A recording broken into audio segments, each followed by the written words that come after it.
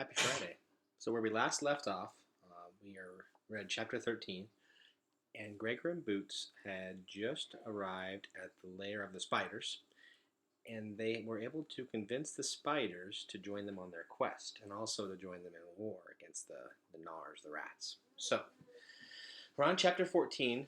They are now heading to the lair of the crawlers, which I believe are the cockroaches. Chapter 14. They flew through dark tunnels for hours. Gregor felt Boots' little head sink down on his shoulder, and he let her go. You couldn't let her nap too long during the day, or she'd wake up in the middle of the night wanting to play. But how could he keep her awake when it was dark and she couldn't move? He'd deal with it later. The gloom brought all Gregor's negative thoughts back.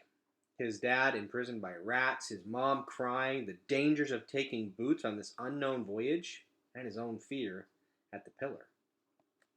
When he felt the bat coasting down for a landing, he was relieved at the distraction. Although he disliked meeting up with Luxa and Henry again, he was sure they would be more smug and patronizing than ever. They dipped into a cavern that was so low, the bat's wings brushed both the ceiling and floor. When they landed, Gregor dismounted, but couldn't straighten up without bumping his hard hat. The place reminded him of a pancake, round and large and flat. He could see why the cockroaches had chosen it. The bats couldn't fly well, and the humans and rats couldn't fight properly with 4-foot-high ceilings. He roused Boots, who seemed to enjoy her new surroundings. She toddled around, standing on tiptoe to touch the ceiling with her fingers. Everyone else just sat on the ground and waited. The bats hunched over, twitching at what Gregor supposed were sounds he couldn't even hear. A delegation of roaches appeared and bowed low. The humans got to their knees and bowed back, so Gregor did the same. Not one to stand on ceremony, Boots ran up with her arms extended in greeting. "Bugs! Big bugs!" she cried. A happy murmur ran through the group of roaches. "Be she the princess, be she? Be she the one temp, be she?" Boots singled out one roach in particular and patted it between the antennas. "Hi, you! Go ride? We go ride?" "Knows me, the princess knows me," said the roach in awe, and all the other roaches gave little gasps. Even the humans and bats exchanged looks of surprise. "We go ride! More ride!" said Boots. "Big bug, take Boots ride," she said, patting him more vigorously on the head. "Gentle, Boots," said Gregor, hurrying to catch her hand. He placed it softly on the bug's head. "Be gentle, like with puppy dogs."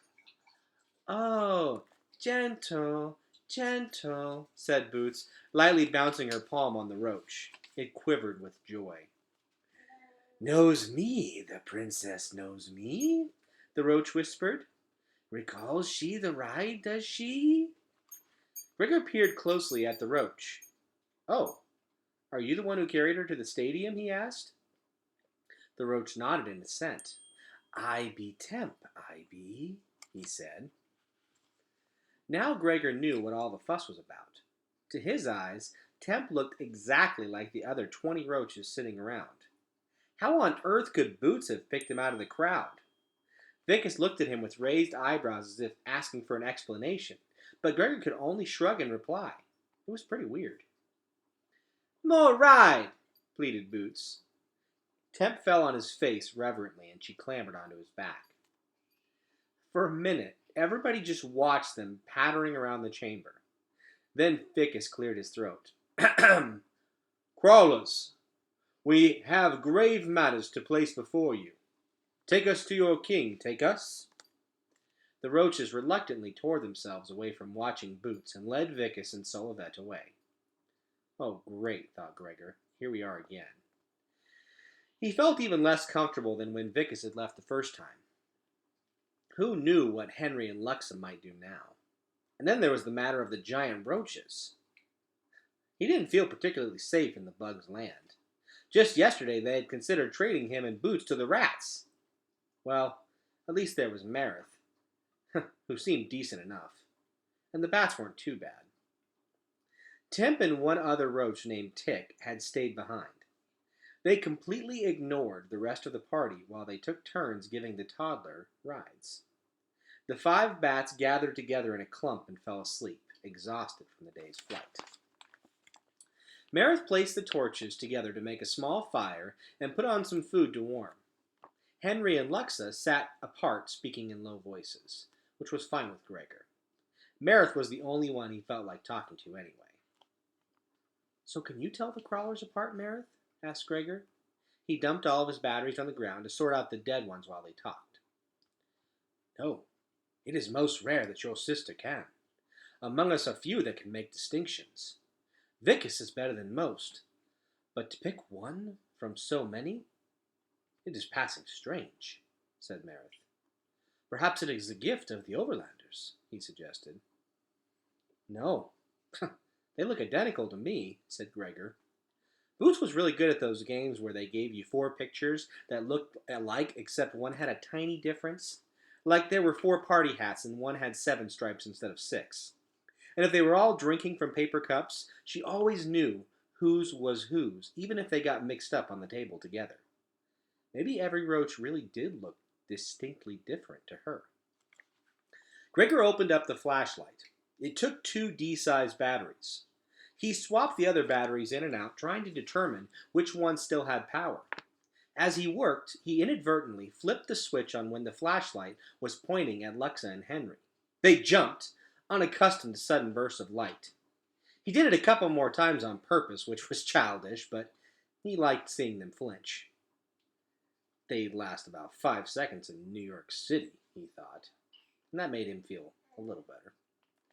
Of the 10 batteries, all but 2 still had juice. Gregor opened up the compartment on his hard hat and found it ran on some special rectangular battery. Not having any replacements, he would have to use it sparingly. Maybe I should save this for last. If I lose the others or they go dead, I'll still have this on my head, he thought, and he clicked off the light on the hat. Gregor put the good batteries back in his pocket and set the other 2 aside. "These 2 are duds," he said to Marith. "They don't work." "Shall I burn them?" said Marith, reaching for the batteries. Gregor caught his wrist before he could toss them in the flames. No, they might explode. I mean, he didn't really know what would happen if you put a battery in the fire, but he had a vague memory of his dad saying it was a dangerous thing to do. Out of the corner of his eye, he caught Luxa and Henry exchanging uneasy glances. "You could blind yourself," he added, just for effect. That might happen if they exploded. Marith nodded and gingerly set the dead batteries back by Gregor. He rolled them around with his sandal, making Luxa and Henry nervous. But when he saw that Marith looked nervous too, he stuck the duds in his pocket. Vicus and Solivet returned just as the food was ready. They looked worried. Everyone gathered around as Marith passed out fish, bread, and something that reminded Gregor of a sweet potato, but wasn't. "Boots, dinner time," said Gregor as she ran over. When she realized they weren't following, she turned her head and waved impatiently to the roaches. "Temp! Tika!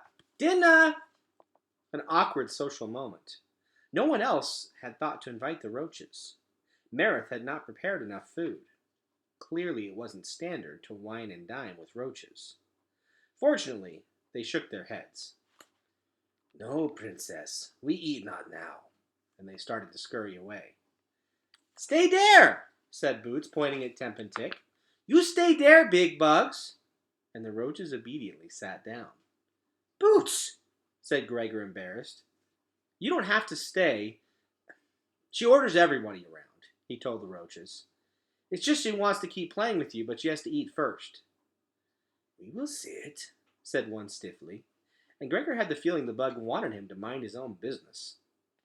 Everyone ate hungrily except Vicus, who seemed distracted. "So, when leave we?" asked Henry, through a mouthful of fish. "We do not," said Solivet.